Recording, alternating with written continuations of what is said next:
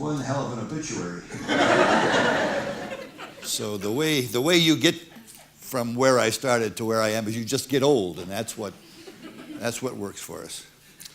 This is my third time in Bloemfontein. I was first here in 1993, and those of you who were around then and have looked at, for example, this university now can appreciate the almost incredible, maybe slightly overstated, but not by much, transformation that has occurred at this university. And I can only imagine what's gone on in other parts of South Africa. So it is a great privilege for me to be here and to have witnessed over time what we've worked and we continue to work so hard to achieve. So I hope my comments today put in context the work that you are doing. It's quite an impressive program. I got a hard copy. I guess I'm paying for it, but I got a hard copy, and flipping through it last night, this will be, I think, a very productive, informative conference.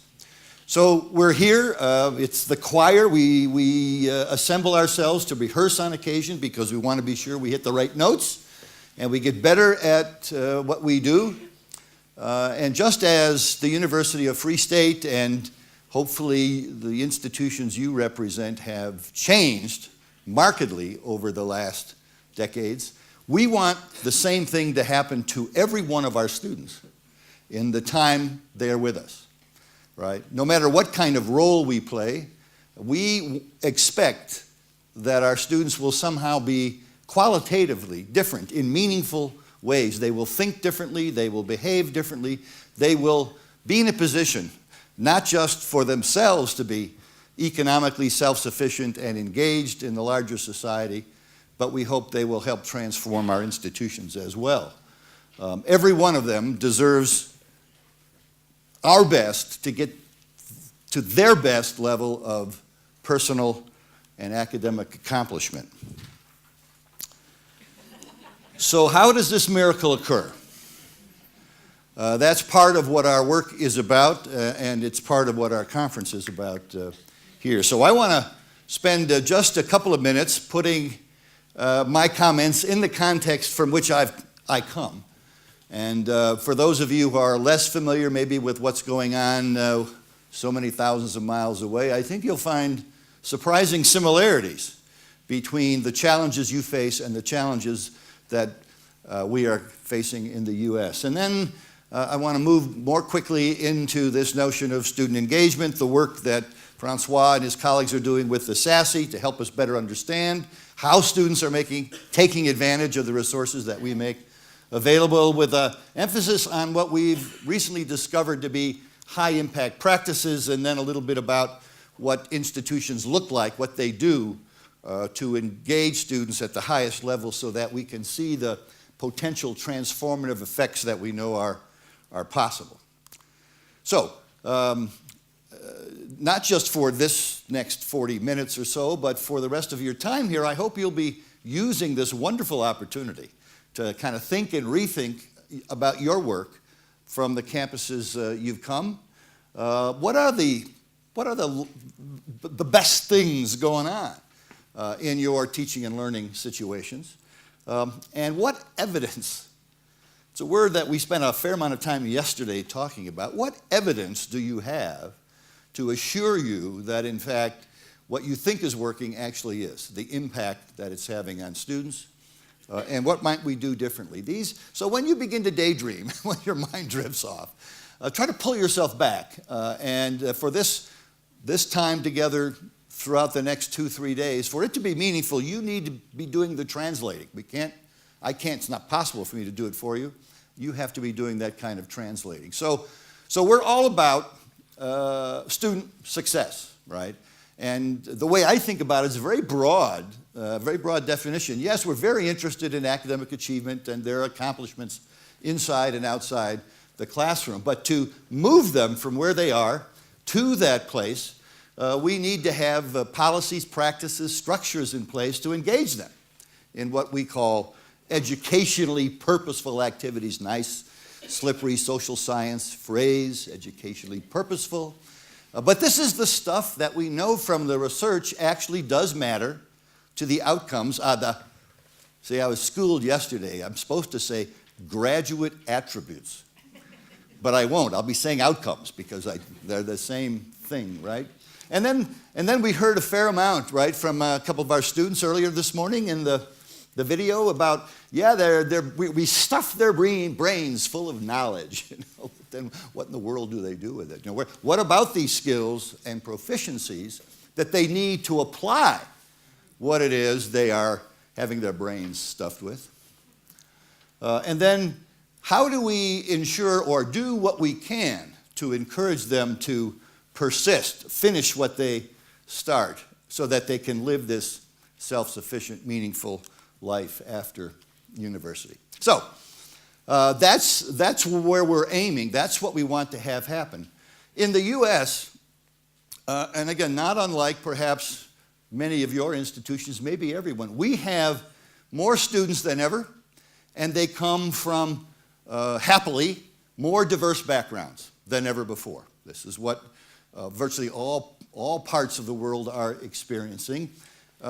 However, many of these students are not well prepared for university level study. Is this sounding a little bit familiar to you? Right? And costs are going through the proverbial roof, if we say, in the U.S. In fact, student loan debt, to the extent that makes sense to you in your context, student loan debt in the U.S. now exceeds that of credit card debt. So cost is a major factor, and we found a way in the U.S. to shift the cost from public coffers to individual students themselves. What a revelation. You should try this. That's a political statement. And then in order for us to manage the increasing numbers of students with declining resources from states and governments, we have many more part-time instructors now. It's the only way we can manage the larger numbers of students and the reduced investment by government. And at the very same time, I'm talking now about the U.S., where we're proud to brag about leading the world in educational attainment.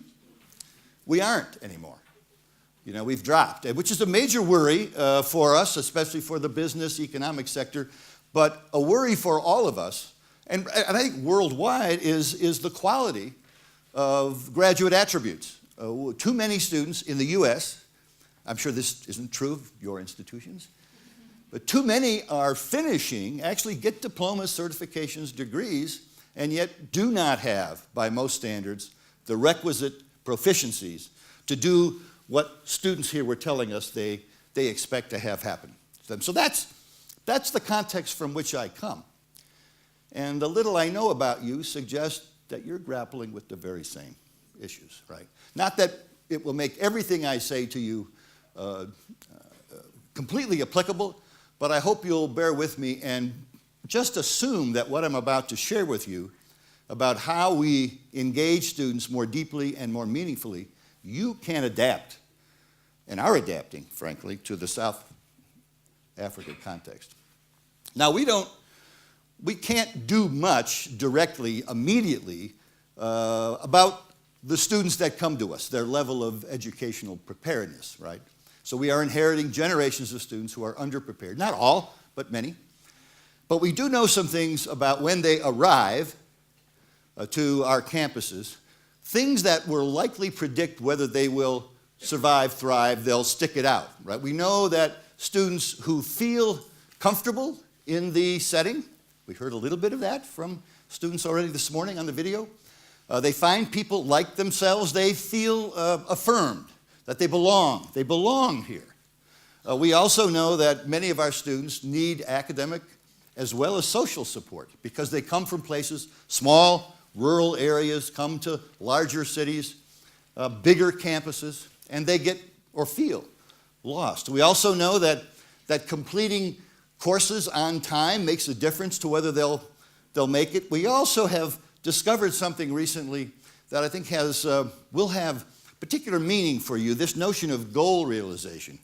The ability of a student to personally understand and be able to articulate to themselves and others why they're here. Why am I at university? What is it I expect to accomplish here? And is there anything going on in my academic life right now here in this first or second year of study that I can actually use in my life?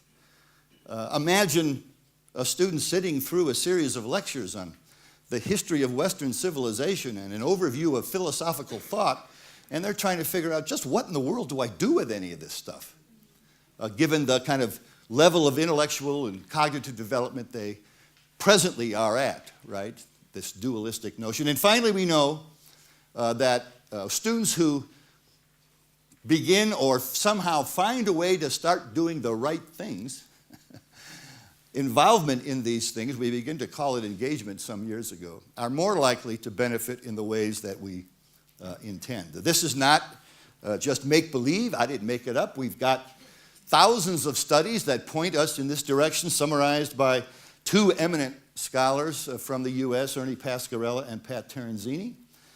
Yes, individual effort matters, and they are the so-called critical determinants or predictors of whether students are going to leave with what we hope they can get.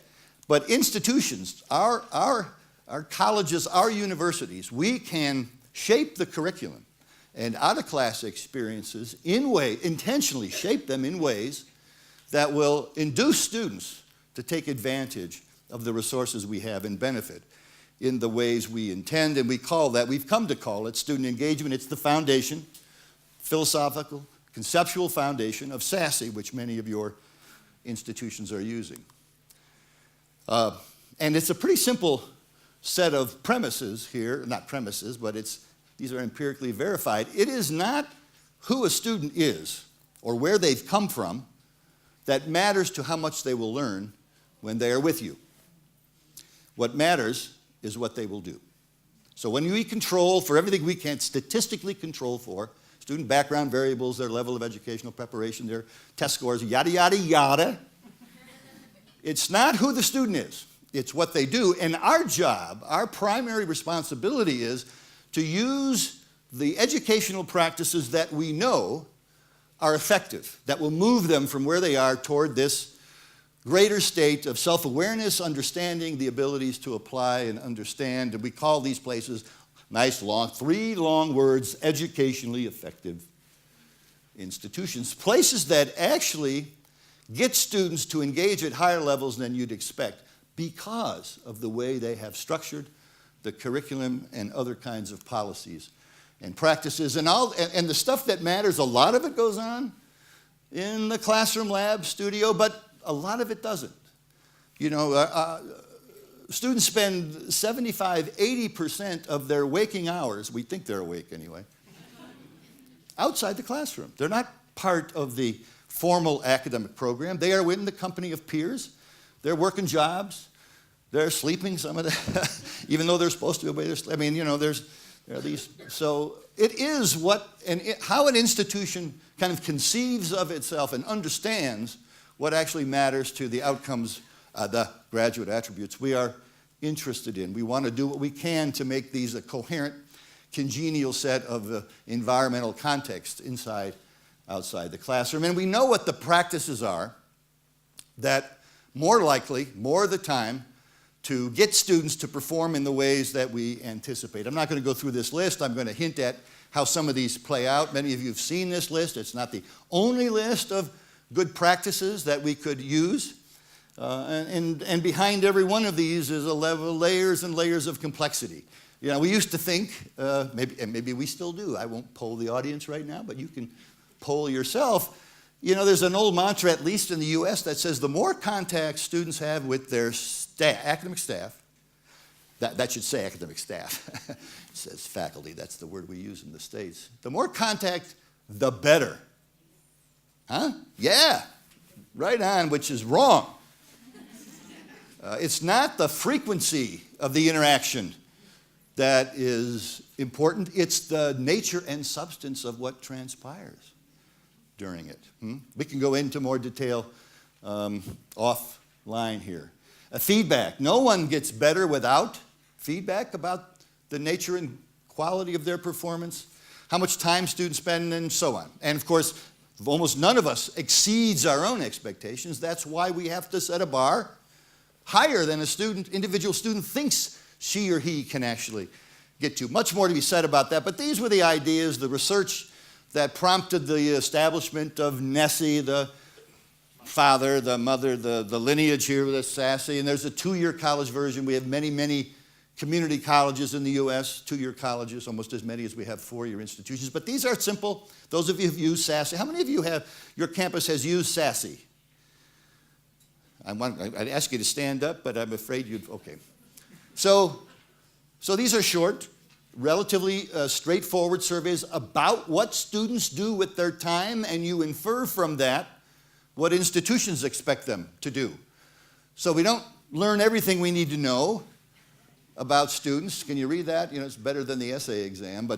So we don't find out everything, but it is a remarkable, actionable diagnostic tool to kind of look into the student experience in ways that most of us have never seen before, in an aggregated way, and then we disaggregate the data. We can find out whether certain groups of students are less engaged than others, doing less of the right things, and then we begin to get an idea of where we can take action. Very important. The evidence that will lead us, not necessarily to make immediate decisions, but where we should know more, and then what we might do differently. So we've learned some things over the last dozen years or so with these tools around the world. It's not just South Africa, Australia, New Zealand. China just takes everything and uses it, So we know that, what's going on in China.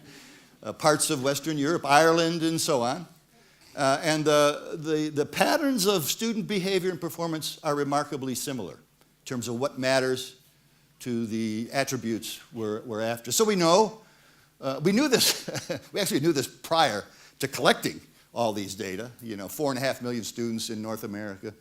The more engaged a student is, that is, the more they do the right things, the more reading they do, the more writing they do, the more they interact in substantive ways with their teachers and with their peers and beyond, they get better grades, their performance by those standard measures better. They're more likely to stay and get the good stuff that we have. They're more likely to be satisfied with their university experience. And of course, these desired outcomes attributes also are greater. So it's all positive. I mean, it's not uniformly positive. Not every student kind of zooms through the roof the more engaged they get. But on balance, everybody benefits. But of course, like the rest of our lives, it's a little more complicated than that, because some students benefit a little more than others. We call these conditional effects. So you'll probably be surprised to learn this, but on average, women tend to be more engaged in their studies than men. I don't know why this is. I don't know why women study more and talk more with one another about what they're learning and show up for class on time more and all this kind of stuff that women do. More than men, on average. But, thank you. Not all women, though, right, are more engaged than all men. So we sometimes make huge errors in judgment when we see averages. Averages between institutions, averages between groups of students on campus. So it's not a question of groups, it's a question of who in the group is doing this kind of work and who in the group isn't. And that's why the disaggregation potential of a SASE and other tools that we have is so very, very important. So we have conditional effects, and then we have stuff that really continues to give me, I just got them again, this is great, goosebumps, because we're discovering, for example, that forms of engagement have compensatory effects. Compensatory effects meaning that students who lack certain abilities and skills and maybe even academic self-confidence get a boost, an unusually large boost in their performance by being engaged. I'm going to show you some examples of that. And equally important, we've discovered in the last few years that there are certain activities that when students participate in them, they benefit in unusually positive ways. We've come to call these high-impact practices. High-impact practices.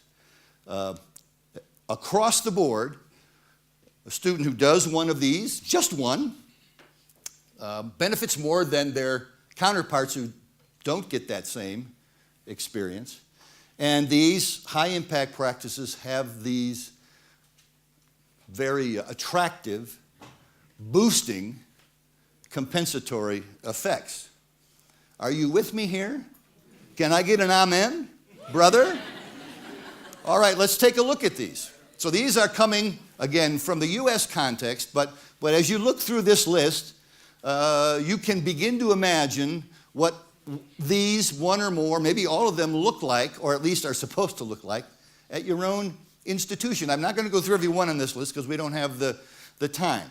But I'd like to refer to this list as now the formally approved list of high-impact practices. I'll come back to this in a minute, not in a minute, but in a few, because I'm sure there are other kinds of activities that have very similar effects. Here we're talking not about the often referred to orientation to university seminar, a one credit or no credit. We're talking about a first-year seminar that is discipline-based,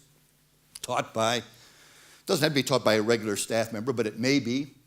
Usually, the most powerful effects are when this first-year seminar in the disciplinary context is writing or inquiry intensive.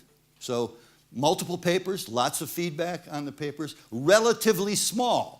Oh, boggles the mind. Professor Kuhn, we couldn't possibly have all of our first-year students have a course that has only 20 students in it. That's BS. It can be done. It's done at the University of Michigan. It's done at the University of Washington. It's done at lots of large universities. It's a matter of will and being able to blow up the size of other classes, but that's something more we can talk about. So here's a list, and so you look down it, and then I'll ask you to kind of ponder in your own mind, how many students at my institution do one of these? Especially how many in the first year do one of these? And then, do you know who these students are? Do you have any data? And finally, for the moment, how well are they implemented?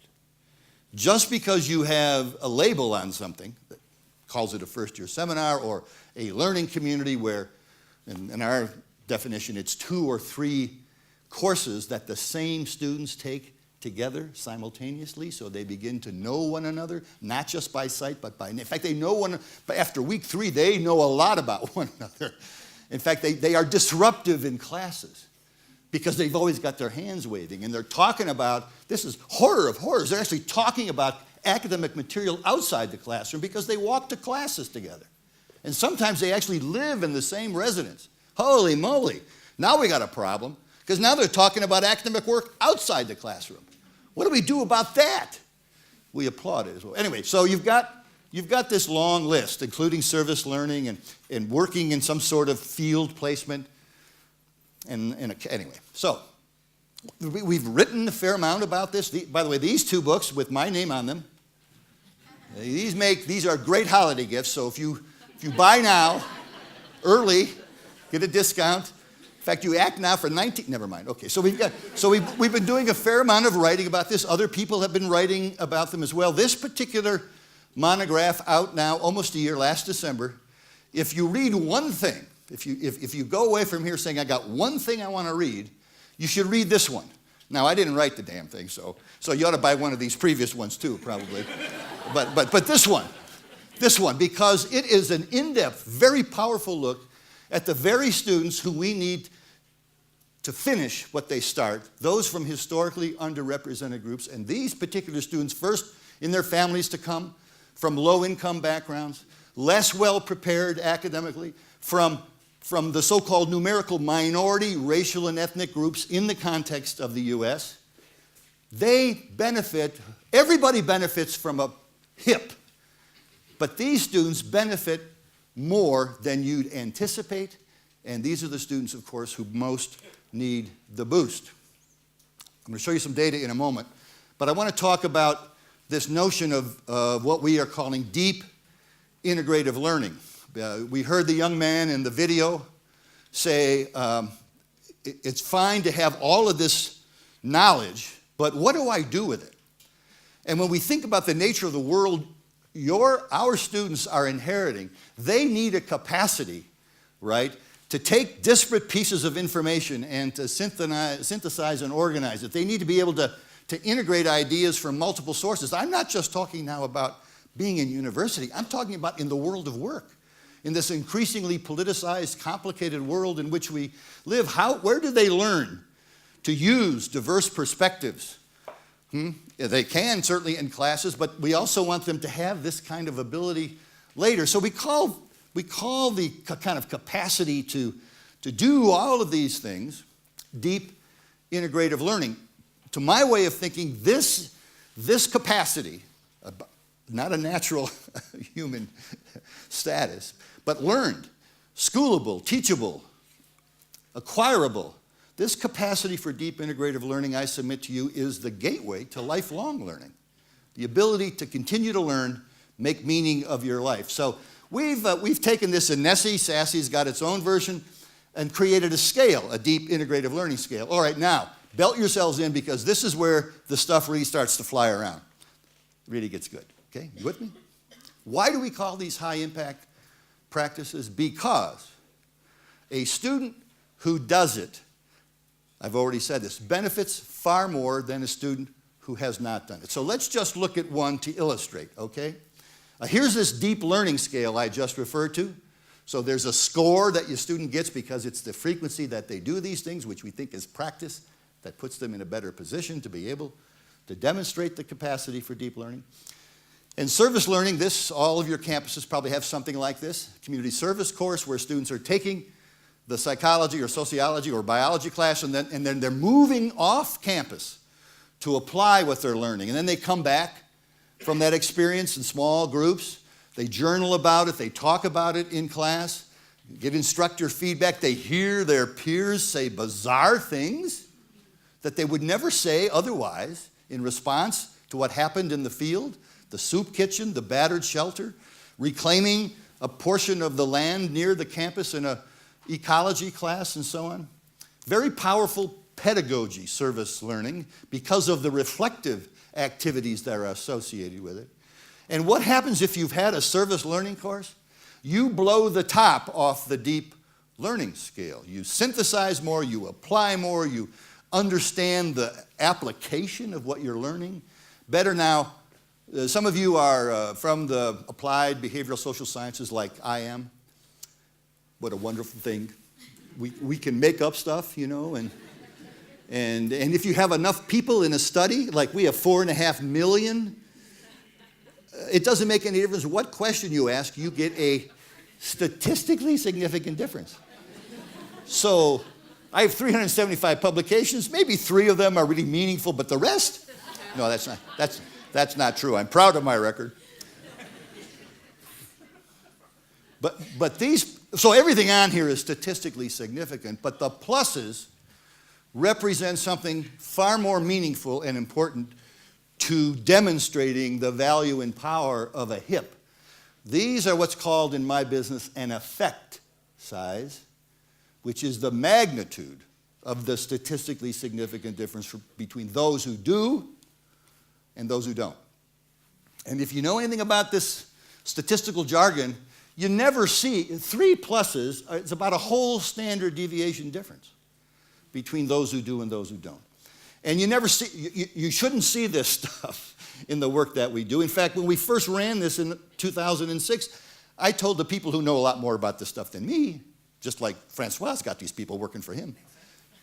We have no idea what they do. We just hope they do it right. Okay. Did I blow your cover? Yeah, probably. So I said to these data wizards, I said, this stuff is wrong. We've got something coded wrong because we've been running these data now for 8 years? Same pattern of findings, and it's not just my center, the center I was with. Everybody, individual campuses looking at these data are finding similar, very powerful effects. And the reason different chart, same setup, is because the students who do these things are far more engaged across the board. Now, this is where I should have had that miracle slide. How does this miracle happen, right? Why is it that a student in a learning community, you know, these students who are taking the same classes together, why is it that they spend, on average, 20% more time a week preparing for class? What is that about? Part of it is the peer effect. Part of it is being involved in your academic program with people you get to know. And one thing we found out from focus groups, not just NESE, but the community college survey in my country, and I understand you see similar effects here, we were talking about this yesterday, is that students who begin to work together create this very powerful social bond, and in many cases, they won't let members of their group fail. They won't let them leave the university. The compelling power of peers, and of course, for the 18, 19-year-old, there is nothing more important than peer approval. Remember? Right? Yeah. So how do we capture the power of a peer affinity group? So very powerful stuff across the board. Greater academic challenge. Students spend more time working on problems inside and outside of class. By the way, the inside, outside of class working up. This is an instructor, right, designated activity. This is not something students make up. We design assignments for students to perform, to demonstrate they're getting what they're supposed to get. And then the interactions that they have with their teachers is more substantive, and they view the campus environment as more supportive. All of this is good stuff. And keep in mind, we don't even know how well these experiences are implemented. These are averages, but the averages are overwhelmingly positive. Now, I want to show you, remember the historically underrepresented groups? This is where the analytical power really, so this is the baseline. These are students whose gains in various attributes, this is the baseline, whatever it is. And we've got different groups of students here. And in the U.S. context, many of our predominantly white institutions, African Americans are in the numerical minority. Hispanics, Latinos, Latinas, in my context, are the fastest growing, quote, ethnic minority in the U.S. And of course, then we've got people like me who've been around a long time. And we want to see what happens in terms of the gains they make. A variety of analyses put together in one major indicator here. Those who've had one or two of these experiences on their way to the baccalaureate, or 3 or 4, and then the minority, small numbers of students having 5 or 6 of these. So if you've had 1 or 2 high-impact experiences, on average, the amount that you benefit, let's just put it that way, is around 10 or 11% more than students who've not had the same experience. And if you've had 3 or 4, this jumps up to 20 and sometimes more % greater benefit from the experience. And then, as you can see, look at this. I mean, this is huge for Hispanics, right? If you've had 5 or 6. Now, we've got small numbers of students who've had that many individual experiences. But so there is a cumulative effect here, probably, which we can talk about. But keep in mind that if a student has had just one, they benefit in ways that far greater than students who don't have any. And so we've got other groups of students here, those who are first in their family to attend, and you can see, again, the power of this kind of practical experience. Remember goal realization? You know, what am I doing here? Well, these kinds of experiences help students see the practical value of what they're trying to accomplish. And you get the same effect with transfer students. I've lost my timer here. Where am I? You're okay. Well, I know I'm okay. I mean, I'm kind of a congenial fellow to begin with. All right. And then we've got throughput, as you say. We're going to call it graduation rates. This is what we call it in the U.S. And in the U.S., we use a 6-year rate because we didn't like the 4-year rate. We don't even like the 6-year rate either, but we're, so these are students, the percentage of students who finish their baccalaureate degree at California State University, Northridge, which is a Hispanic majority university in the context of the U.S. That is, it now has almost 40% of its undergraduates are Latino from that racial ethnic group. And if you've not done, so let's just look at the Latinos, if you've not done a HIP in your experience, about 38% of those folks are finishing their baccalaureate degree. But if you've done one, just one, that number now jumps to almost half of students. And if you've done two, now we're at almost 2/3 of students finishing. And we've got this three or more, and again, they're very small numbers of students who've done 3 or more, because these data go backwards now, prior to our knowing what a HIP was. But the institution was able to identify students who've done these different things. Now, the predicted graduation rate, that is, you take into account who students are when they arrive and what resources the institution has, its size, how much it spends per student, and so forth and so on. Predicted graduation rate at CSU Northridge, Hispanic majority institution, is something under 40%.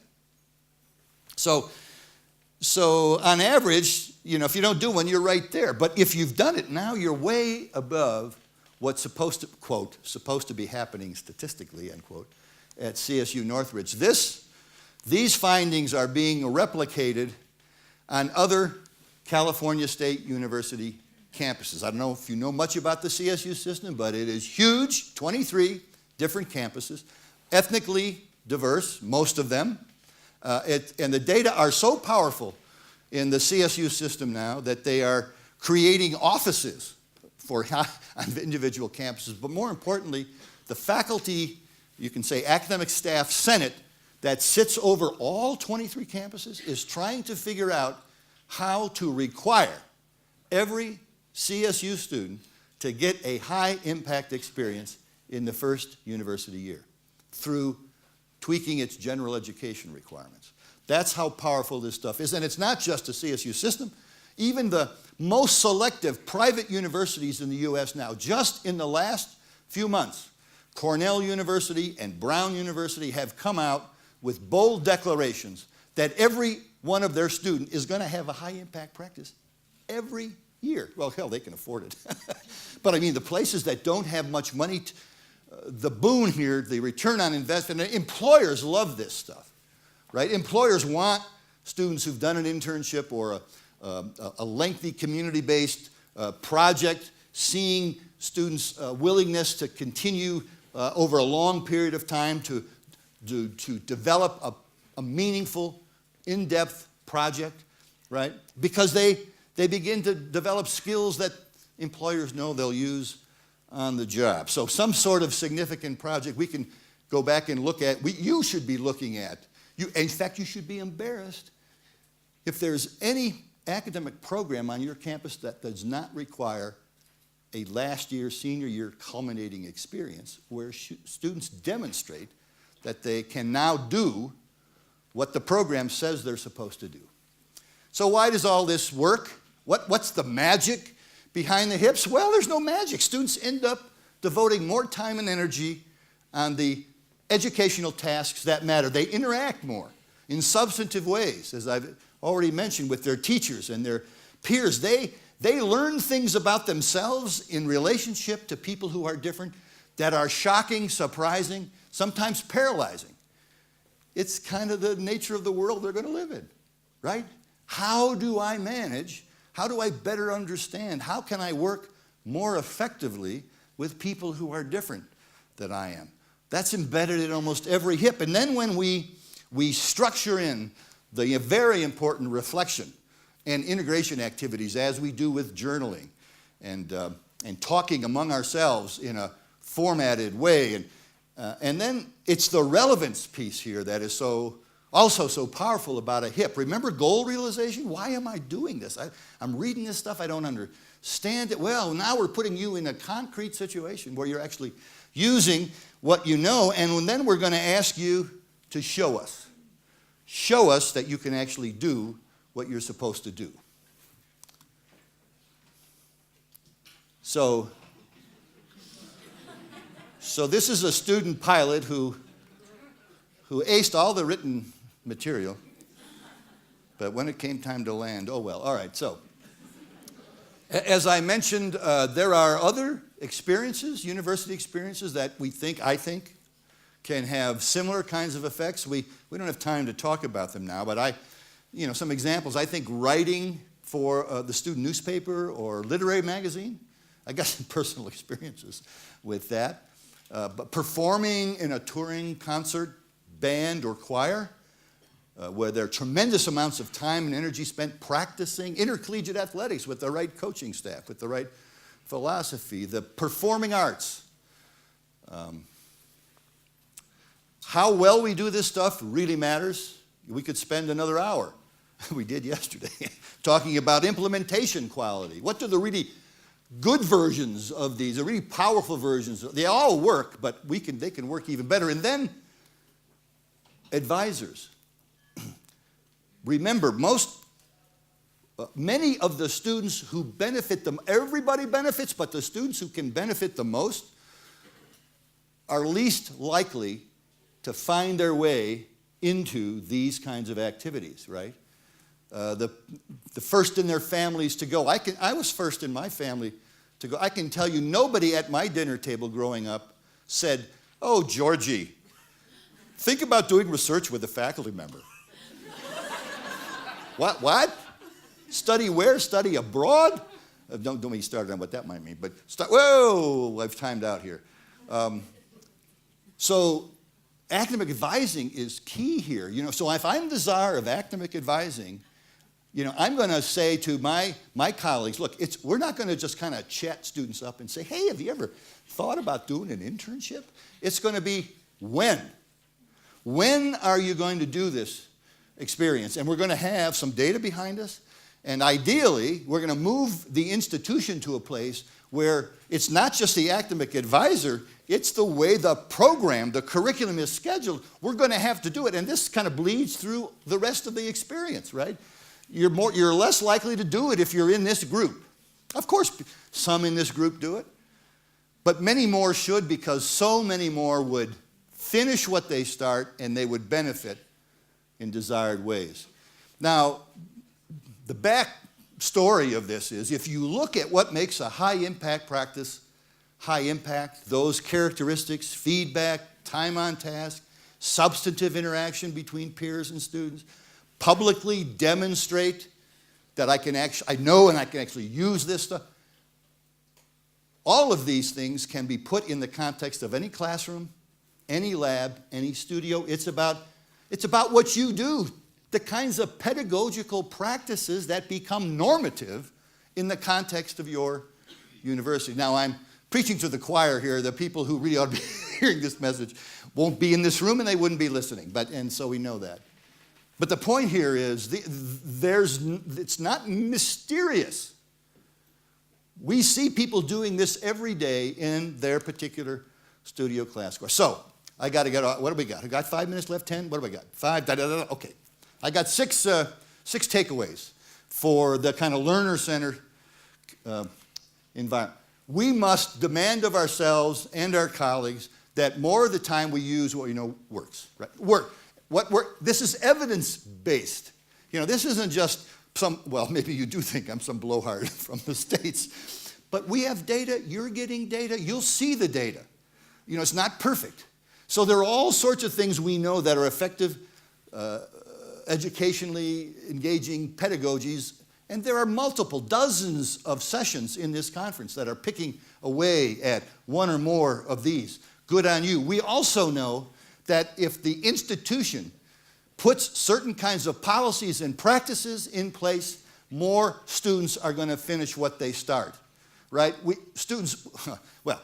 If we had another hour, we could go through some of these. Like, we would not allow a student to get into a class more than 2 weeks into the academic term, because you know what happens to those students?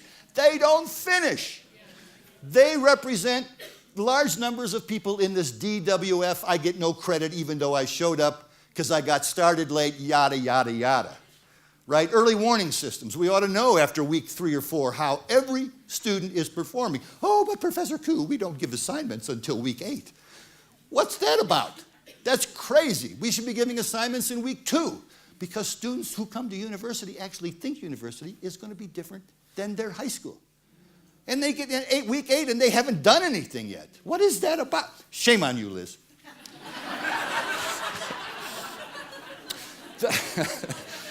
There are a lot of other things we can do. We are learning what are effective policies and practices. They're not perfect, right? I mean, there are some students who start a class late, but on balance, those who start late don't do well. We need to move the money where it will make a difference.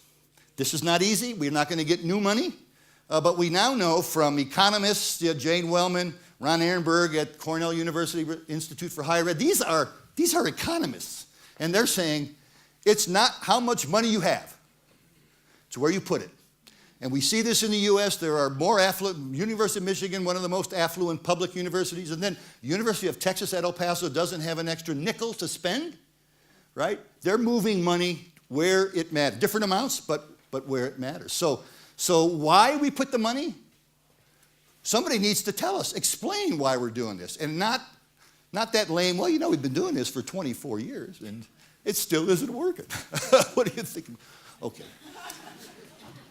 And this is a hard nut to crack, but there is no relationship between performance of undergraduate students and how much we spend on research activities. But maybe that's good news in a way, you know. But institutional excellence is not about how much money we spend on research. By the way, I'm not against research. I mean, you know, I made a career out of it, you know, kind of, more or less. But let's keep in mind that what matters to the graduate attributes we are interested in for student success is not directly related to the research portfolio of the institution. And to get to where we want to be, we have to sunset, get rid of programs that either aren't working well and we know it, right? Or we're already doing something akin to it and we're redundant. This is not easy. This is the hardest thing there is to do because none of us wants to give up what we do, and we're coming for you. And that's our problem, because we will interpret this as a kind of a personal thing, but we have to think larger about what will make a greater difference for more of our students. And what if, as there are some institutions in the States now, going to require every student to get into a HIP. One. To my way of thinking, one good, high-impact experience in the first year, well-designed, well-implemented first-year seminar can make a huge difference in terms of numbers of students who finish what they start. I mean, it's not just the first-year seminar, a lot of other things, and a lot of different ways to organize a first-year seminar. If we had more time, we'd talk about it. And, well, I don't want to, lose this, and it's not just the first year. Remember, you saw that cumulative effect, right? Very, very powerful, right? What if we made campus employment something that resembled a high-impact experience? Think about this. This is the University of Iowa. And well, there are two things. I want you to read that monograph on historically underrepresented groups, and then I want you to go to the University of Iowa. Just go University of Iowa website and type in, all caps, GROW. And you're going to see some really surprising findings about how students begin to think about the connections between what they're studying and their jobs. Remember goal realization? Seeing applications, real-life applications of what I'm learning in class to something that has personal relevance to me, like a job. So they've done this. They've had these focus groups with students. They started small at the University of Iowa about 6 years ago, and now in their division of student affairs alone, they employ 2,400 undergraduate students. Every one of them is having conversations with their employer supervisor. And by the way, these people go through their own kind of training program, and it's ongoing, right? To get students to begin to practice what? Thinking about their own thinking and seeing connections between what they are doing in their job and their life in the classroom. My supervisor, by the way, the red are, these are statistically significant differences. Supervisor helps me make connections. Now, I wish this number was 99%, right? But these are real life students. And this is early times. Their data are even more promising than this. I can see connections, right? And this is first, after one semester of conversations, students are now understanding they're supposed to be looking for connections that never occurred to them before. I'm saying this in a facetious way, but it's actually true. We don't know what we don't know until we just begin to discover it, and the conversations, students begin to discover this. And then there are other positive things that happen along the way. These are student self-report, but this stuff is now beginning to catch fire around the U.S. So, and finally, your work will never, this is like a permanent employment act, what you do, because your work will never end. We're always going to have to get better. And what we know from the organizational effectiveness literature is that no major organization makes these quantum leaps toward effectiveness overnight, right? So this is an old book. Nobody wants to read an old book, by Jim Collins, but it's true, right? There are a lot of ways to get to the top of the mountain, and it usually takes a long time. And it's fraught with perils. There'll be mistakes made, but there's no one thing. Pasquarello and Terenzini, remember that? Those two guys I mentioned, but done the synthesis of all the research. What they have told us early on is institutions have to pull multiple levers, meaning we got to do a number of things to get to where we want to go. But there's a danger in trying to do too many things at once, because if you try to do too many things, you're not going to do enough of those things well enough to make the kind of difference you want. Right? So we've got to be judicious and reflective and intentional, and we need more data. What are you people at Sassy doing? We need more data. Well, we do need more data. So it's really not, this book, subsequent book by Collins is what happened to the very top performing entities in their respective segment of the economy. And they no longer were at the top. They fell, some of them fell far from being among the best performers. And it's not that they became complacent, it's that they tried to do too many things. They weren't staffed up, they didn't have the resources, they didn't have the expertise, they wanted to go into new markets, and it was going to be presto remco. That's an old phrase from the States. It's going to be magic, and it's not magic. The stuff we're talking about here that matters is not mysterious, it's not magic, it's intentionally use of effective educational practice. The point here, though, is we have to stay on it. We've got to continue to collect the evidence, ongoing basis, but we need to be intentional about what we're doing and why we're doing it. So we've got a better sense. You do. You've been working in this vineyard a long time. You have a sense of what works, but we need to keep our mind open that some of the things that I think work may not in a particular context or work as well as we want. The money has to go where it can make a difference, which means we're going to have to stop doing some of the things we're doing. And you should set your aspiration high. Every student deserves a shot, and we can increase the odds that they're going to succeed if they get into a high-impact practice or something like a high-impact practice, right? There may be other things, and when you get more data, you may find this. And I'm not saying, be sure to note this, I'm not saying that every student at your school needs to do the exact same thing. Just be sure that what they're getting really matters. And what about this job thing? Man, that's a huge opportunity for us that will benefit students in ways that we can't imagine. And it's going to take a long time. That's just the way it is. So, this is your mantra. This is why you're here, right? There's no surprise. We're going to work with the students we have and bad on those people who are always carping and opining. I wish we had better students because then I wouldn't have to work so hard. And of course, it's the culture thing, which we heard about at the outset.